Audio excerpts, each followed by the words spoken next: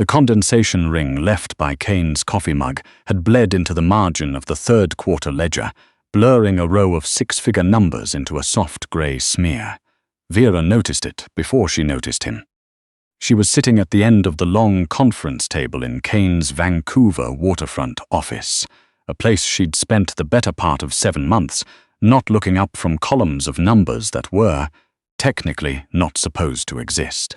She pressed a folded tissue against the moisture damage, dabbing carefully, the way a person does when they know something is ruined, but can't stop themselves from trying anyway. Ronan Caine stood at the floor-to-ceiling windows overlooking Burrard Inlet. His back was to her. He wore a dark wool suit, no tie, collar open, and he stood with the particular stillness of a man who had learned, somewhere in his mid-30s, that the less he moved, the more people watched him. Outside, the October rain was coming down hard off the mountains, turning the inlet into hammered pewter. He hadn't acknowledged her when she'd come in at 8. He never did. Mr. Caine. Vera's voice was flat, professional, stripped clean of inflection. She'd gotten good at that in the past 7 months.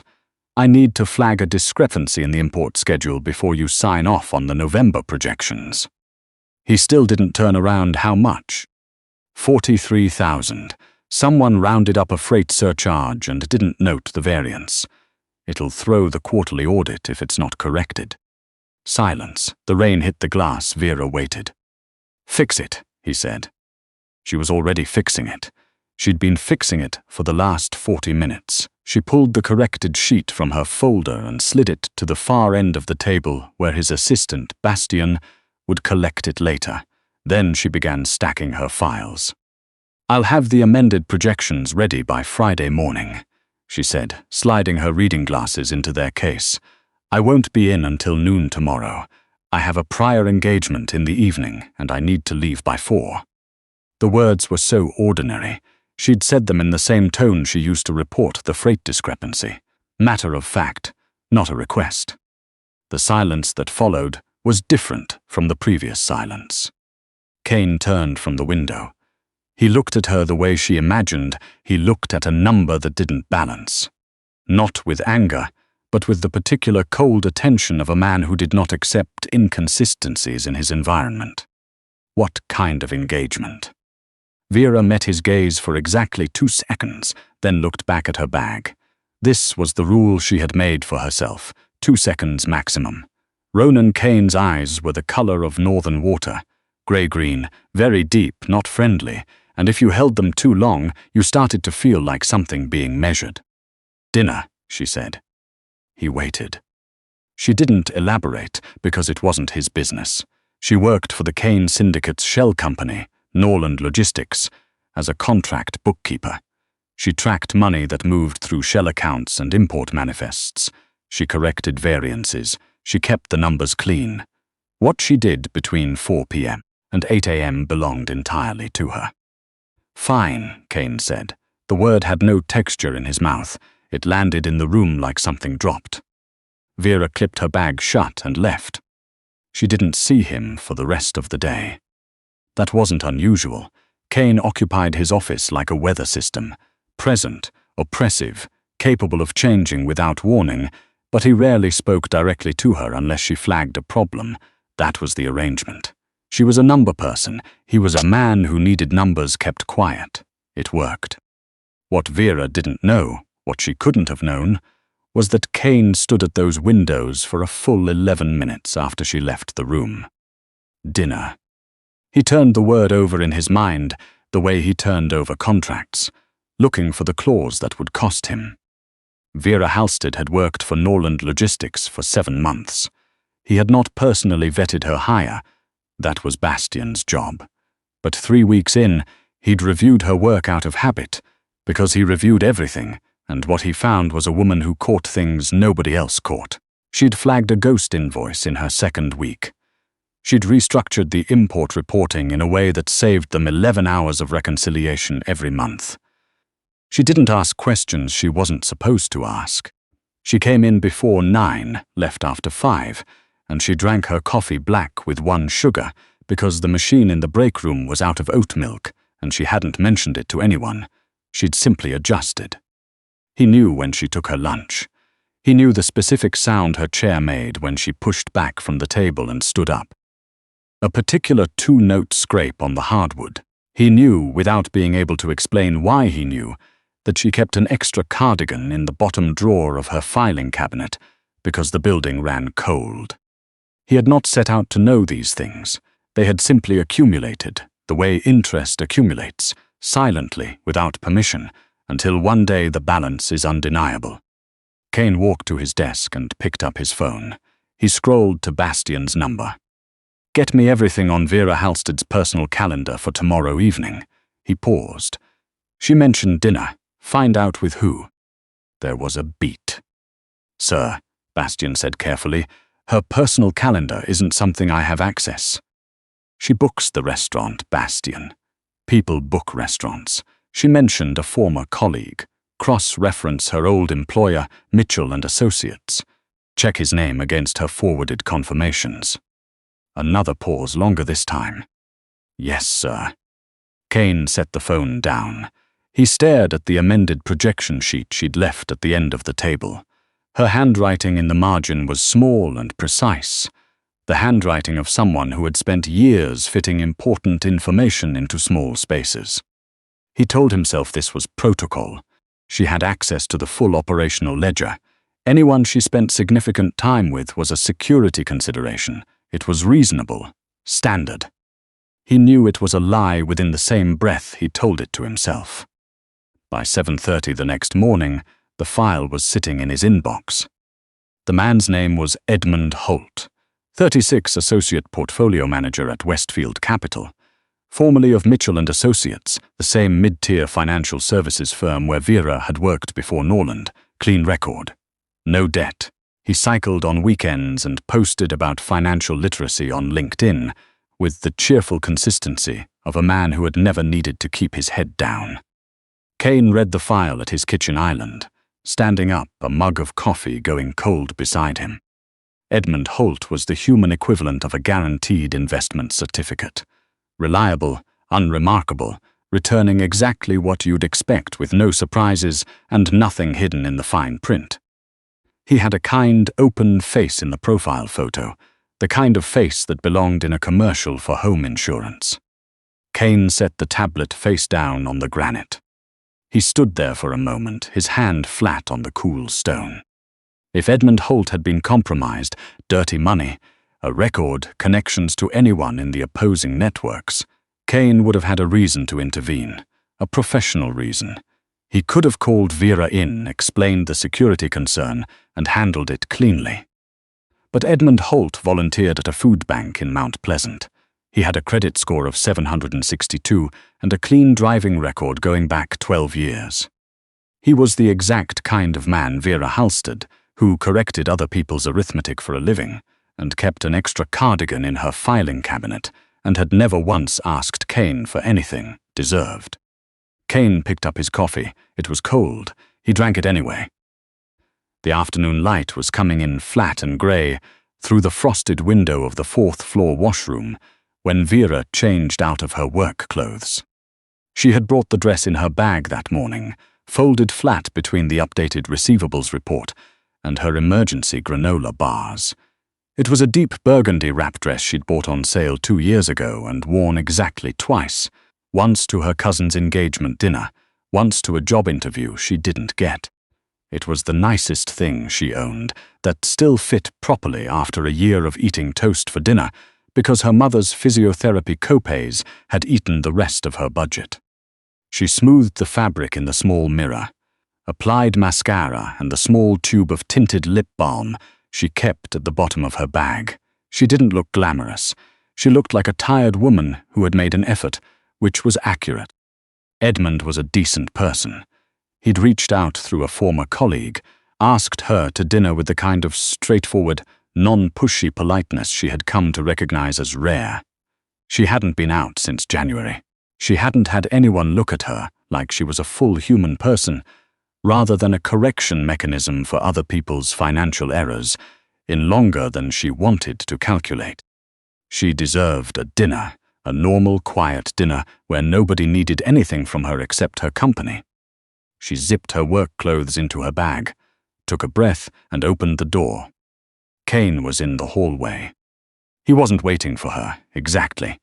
He was standing near the elevator bank, phone in hand, as though he had somewhere to be, but the elevator was on the far side of the building. There was no reason for him to be on this floor, in this corridor, at 4:17 on a Thursday. Vera's footsteps slowed. He looked up. His eyes moved over her the way they moved over a set of financials, taking inventory, assigning value, calculating exposure. "You're leaving," he said. "I told you I would be." She kept her voice level.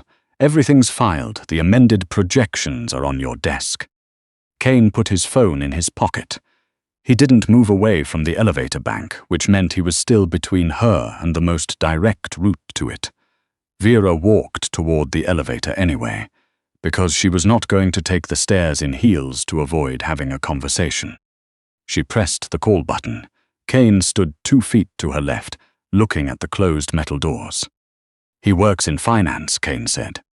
The back of Vera's neck went cold. She turned to look at him. "I beg your pardon." "Edmund Holt, portfolio associate, Westfield Capital." Caine's voice was completely toneless.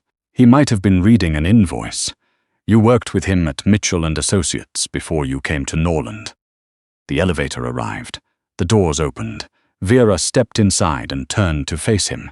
She kept her expression neutral through what she estimated was the longest 5 seconds of her adult life.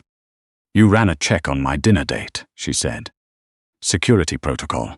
The phrase was so clean, so automatic, that she almost believed he believed it. Almost. The doors began to close. Caine put his hand against them. They held. "Bastian can drive you," he said. "It's raining." "I have an umbrella." "It's coming in sideways off the inlet. Your umbrella won't." "Mr. Caine." Vera's voice came out quieter than she intended, which happened sometimes when she was genuinely furious. She'd learned that about herself in her late 20s. She got quieter as she got angrier. "Please take your hand off the door." He did. The elevator closed.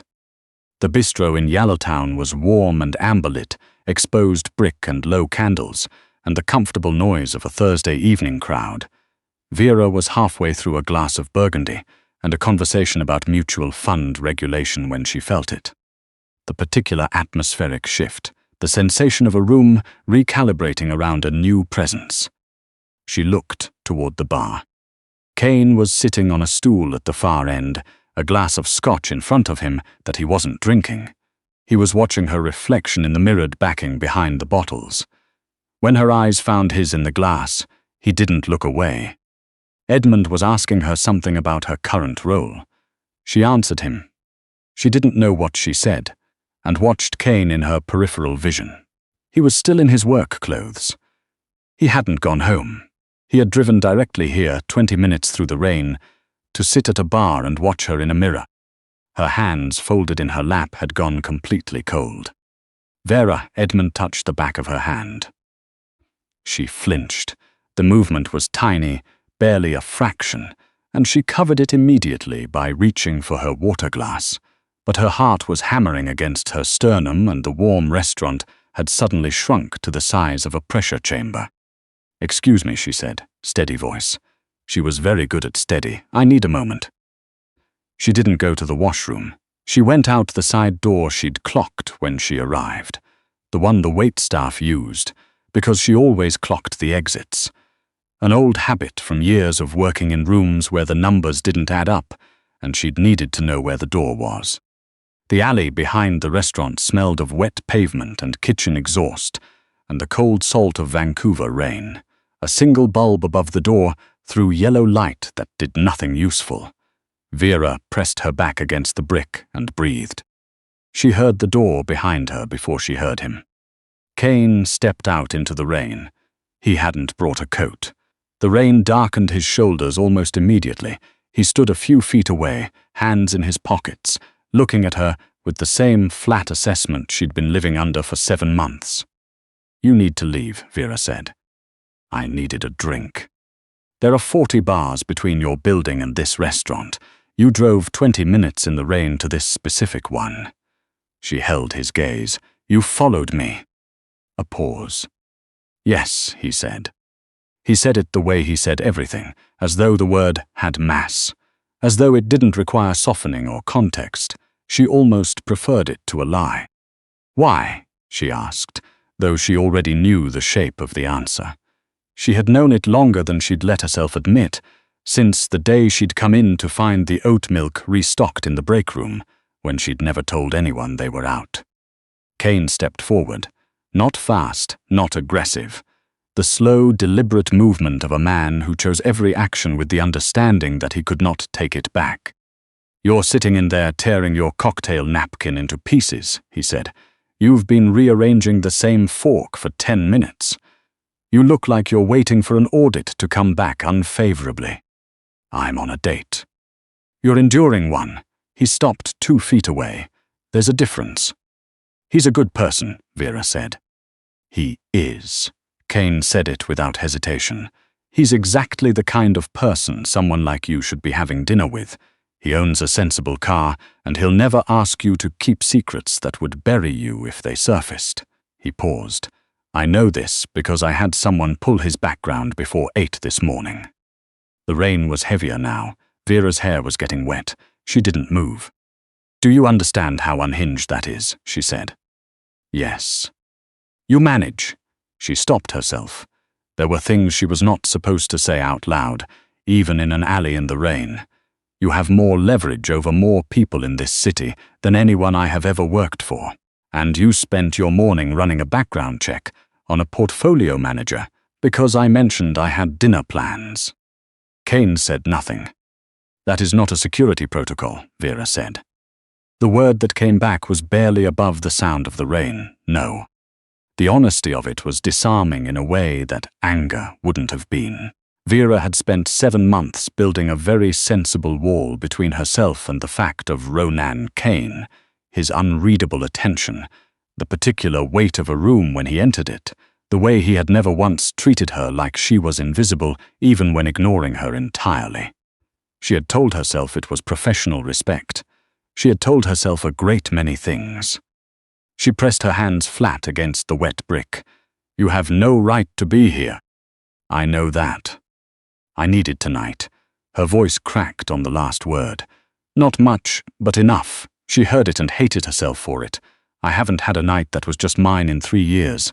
I work, I go home, I pay my mother's physio bills, I eat whatever's left in the fridge and I come back and I do it again. I just wanted to sit across from someone who doesn't know anything about freight manifests and be a regular person for 2 hours.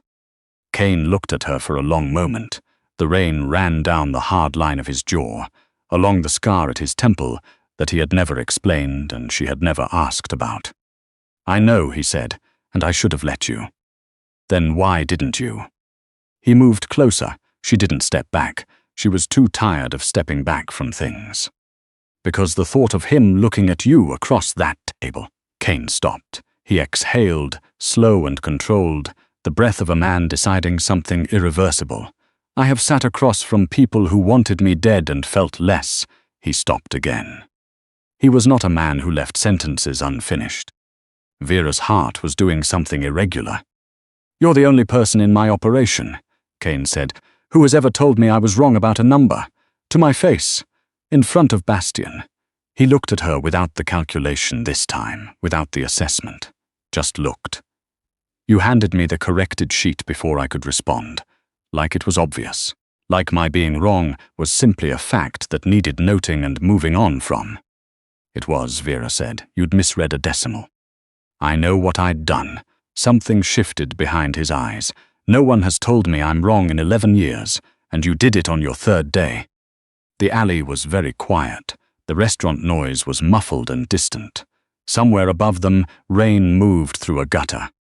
Go back inside, Caine said. He took a step back, putting space between them. His voice had gone rough at the edges. Go finish your dinner. Let him drive you home. Let him be the person who makes you feel like a regular person, because he can do that. He can give you a life that doesn't require you to keep your mouth shut about things you know. He held her gaze. I can't. Vera looked at him. The wet suit, the scar, the hands he'd pushed into his pockets to keep still. "Did you actually come here to tell me to go back in?" she asked. A long pause. "No," Caine said. "Then what were you going to do?" He didn't answer. The gap between the things he was capable of saying and the things living in his chest was too wide to cross in a wet alley in Yaletown. Vera pushed off the brick wall and went back inside. Edmund was looking at his phone when she returned. He looked up with a quick, relieved smile that made her feel genuinely terrible. "Everything okay? You were gone a while." He noticed her wet hair, his brow furrowing. "Did you go outside?" "Edmund," she sat down. Her hands were still cold. She put them flat on the table. "I'm so sorry. I have to go." He went still in the careful way of a person who had heard this before. "Is something wrong?" "A situation at work."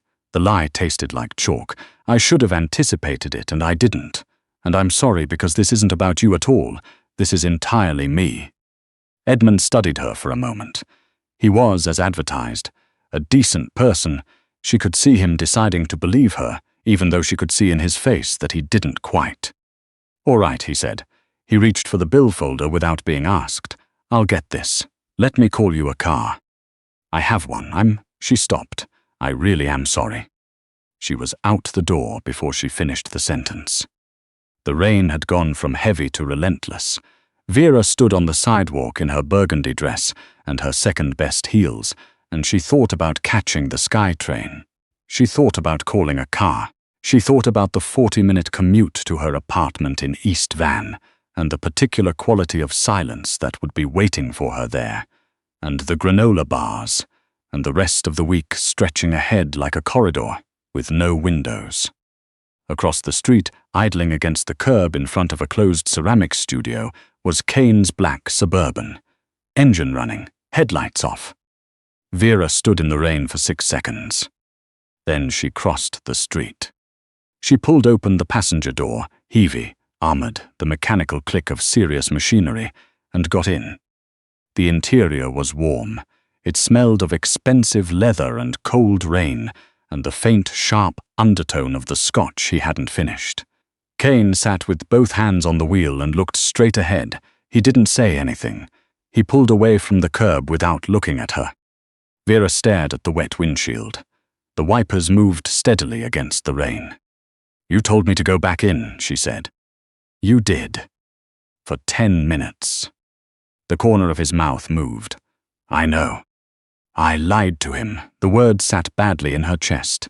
"He's a good person, and I looked him in the face and lied to get out of there." "I know that, too." Caine's voice was low and flat in the way it got when he was absorbing something rather than deflecting it. He merged onto the Granville Bridge, the city spreading out wet and luminous below them. "I'm sorry." Vera turned to look at him. In 7 months she had never heard him say that word. "Are you?" she said. "No," he exhaled. "I'm sorry you had to lie to him. I'm not sorry you're in this car." The brutality of his honesty had always been the most disorienting thing about him. "You ran a background check," she said again, because she still needed to hold it, to measure the scope of it. "Before 8 in the morning." "Yes." "You drove to Yaletown in the rain and sat at a bar watching me in a mirror." "Yes." "And then you waited in the street." "If you want me to stop somewhere and let you out, I will," he said. "We can both pretend tonight was a weather event." Vera looked out the window. The city slid past, rain-blurred, reflecting back on itself in the wet streets. She thought about the oat milk in the break room. She thought about the way he'd handed back her corrected projection sheet with 2 additional corrections in the margin. Without comment, without making her feel small for having missed them. The way a person adds to a conversation they're already inside. She thought about 7 months of being invisible to everyone who counted, and somehow, inexplicably, being the one person that Ronan Caine could not seem to stop watching. "Just drive," she said. He drove. They didn't speak again until they crossed into East Van, the streets narrowing, the buildings smaller and more honest. Caine pulled up in front of her building. The address was in the HR file. She understood that without being surprised, and put the Suburban in park. The rain was quieter here, or she had simply gotten used to it. "I work for you," Vera said. She said it to the windshield. "That is the whole problem," stated simply. "I know. I keep your books. I sign an NDA that would end my career if I broke it. Nothing about this is straightforward. Nothing about my life has ever been straightforward." He looked at the rain on the glass. "That's not new information. It's new information for me." She looked at him. His profile in the ambient light, the hard jaw, the scar, the hands she'd watched grip a steering wheel and a phone, and the edge of his desk when he was containing something he didn't want to show. "You should have let me have the dinner." "I know. I deserved a regular evening." "You deserved considerably more than a regular evening." His voice had gone very quiet. "You've been correcting other people's errors for 7 months without once asking to be compensated for the extra work. You caught a ghost invoice that would have cost us a formal audit. You have been, without exaggeration, the most capable person in that building since you walked into it. And you've been drinking your coffee with 1 sugar because the oat milk ran out in your 2nd week, and you didn't think you had standing to mention it to anyone." Vera's throat tightened in a way she did not appreciate. "I restocked it," he said, "in case that wasn't clear." "I know you restocked it," she said. "That's the problem." She opened the car door. The cold air came in wet and familiar. Vera. Her name in his mouth was different from how anyone else said it.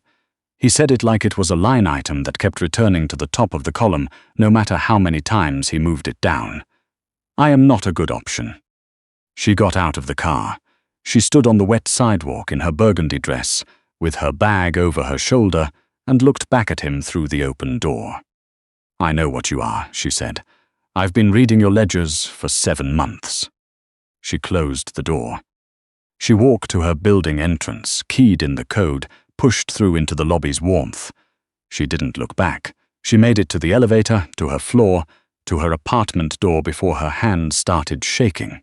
Not with fear, exactly, with the particular adrenaline of someone who has just stepped very close to the edge of something vast and irreversible, and has not yet decided whether to step back.